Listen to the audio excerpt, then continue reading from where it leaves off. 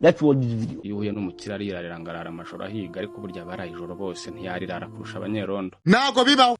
Kandi si abakire ntiyarirara kurusha abasirikare bari ku muhanda, kandi ntibafite amataje nk'ayo afite.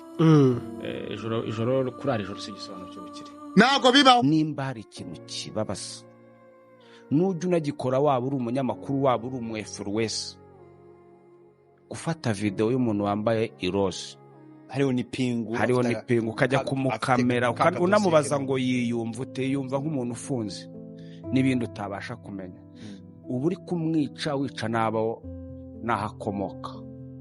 Uko niko kuri nabonye. Ibyo umuntu uhumeka ntabwo mpamya ko aba ameze neza 100%. Ko burya n'urugero utari umusazi afite mwene wabo w'umusazi. Ngoro nimba waba umeze neza ufite mwene wanyu uri gutoragura amashashi, ntabwo umeze neza ngo waba uri muri irengagiza. Utanga urumogi afite mwene wabo uri nk'urumogi. Yego. Udafite mwene wabo ufunze afite mwene wabo wapfuye. Udafite ikibazo cy'uko ari umupangayi afite bene wabo b'abapangayi. Udafite ikibazo y'uko ari impunzi hari abafite bafite b'impunzi.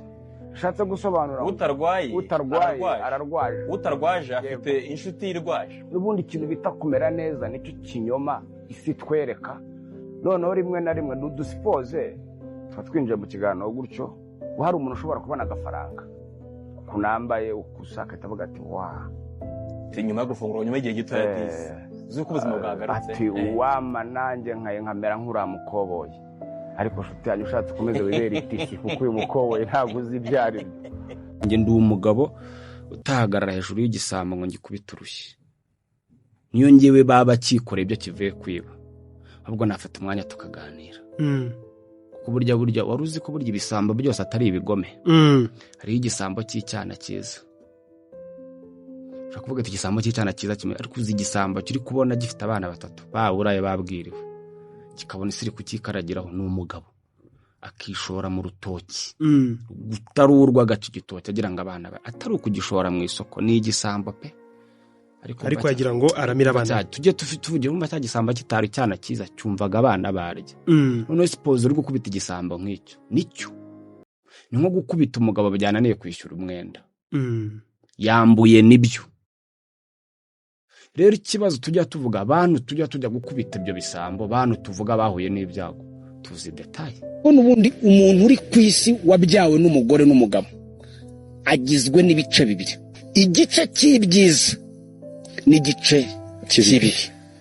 Ariko ujye ubona uko nabantu bihanukira kuvuga ngo runaka ni mwiza runaka ni mubi, ariko burya nta mwiza ubaho keretse Imana yo mu ijuru.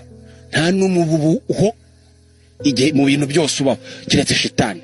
Nta muntu mwiza ubaho muri byose keretse Imana. Yego. Nta n'umuntu mubi ubaho muri byose keretse shitani. Ibi bavuga abantu babaye babi, ubivuga mu by'umubaza ngo uri Imana.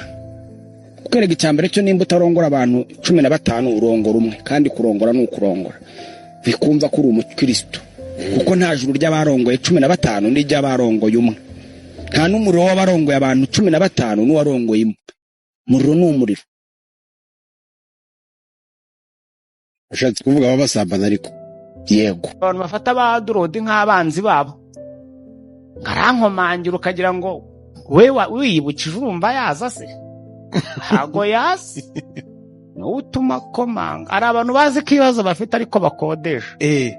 Hari abantu bazi yuko impamvu batakize ari ukubera ko bakodesha, ariko iriya nzu wayibaha akababwira atayo mwatangaga tujye tuyabona kuri kote, kugira ngo ko nta kuri kubaho. Haciye imyaka 2 ukajya kubakorera audit ntayo wabona.